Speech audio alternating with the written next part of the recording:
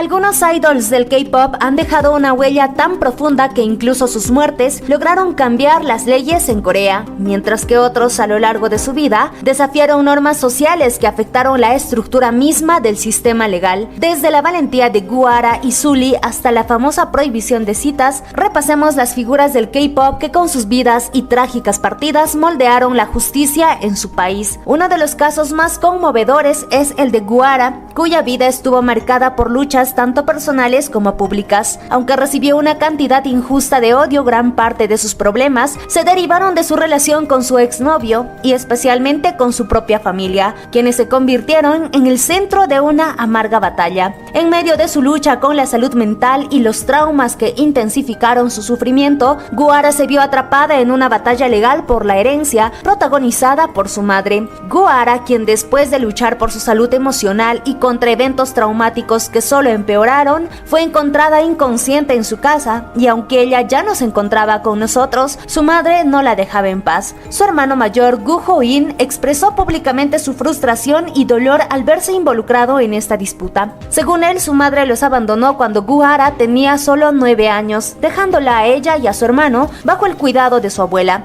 Su padre, por su parte, estaba ausente por motivos de trabajo, y a pesar de las tensiones familiares, Ho-in tuvo que involucrar a su madre como tutor legal durante la hospitalización de Gu-ara, lo cual fue un gran conflicto para la artista. En la unidad de cuidados intensivos, Gu-ara al despertar preguntó: ¿por qué llamaste a mamá aquí? Fue un dolor palpable para ella saber que la misma persona responsable de muchas de sus penurias ahora trataba de asumir el papel de madre. Y las sorpresas no terminaron allí. A pesar de haber estado ausente durante la mayor parte de la vida de Gu-ara, la madre de la cantante no solo apareció en su funeral, sino que también insistió en ser la doliente principal de la familia, quien es la que organiza todo el funeral y hace ofrendas de comida todas las mañanas y noches como si el difunto todavía estuviera vivo. En el funeral, su madre fue vista grabando conversaciones, algo que desató la furia de Ho-in. Al descubrir la grabación, él la enfrentó y la echó, indignado por el cinismo de su madre, quien en vez de lamentar la pérdida, parecía estar más interesada en recolectar pruebas de la situación. Ho-in mencionó al respecto: esta tragedia subraya no solo el dolor personal de Gu-ara y su hermano, sino también cómo las heridas familiares pueden seguir afectando incluso después de la muerte. Si pensabas que la situación de Gu-ara no podría volverse más compleja, resulta que fue vista en una serie de fotos con amigos famosos mientras todos estaban de luto por su trágica partida. Sin embargo, la situación tomó un giro aún más desconcertante cuando la persona que pidió fotos a las celebridades en el funeral de Gu-ara fue nada menos que su propia madre. Este episodio, aunque impactante, no fue el final. Gu-ara no estaba casada, por lo que, en caso de su fallecimiento, su herencia debía dividirse equitativamente entre sus padres. La madre de Gu-ara no tardó en expresar su deseo de reclamar sus derechos parentales durante el funeral. Según el hermano de Gu-ara, Gu Ho-in, tan pronto como el ataúd de su hermana fue retirado de la casa, los abogados de su madre llegaron exigiendo la mitad de la herencia de la cantante. Él recordó: justo después de que sacaron el ataúd de mi hermana de la casa, los abogados de mi madre llegaron a exigir la mitad de los bienes inmobiliarios de Gu-ara. Nunca podré perdonarla por contratar abogados en esa situación. Después de habernos abandonado cuando éramos niños, consiguió abogados tan pronto como mi hermana falleció.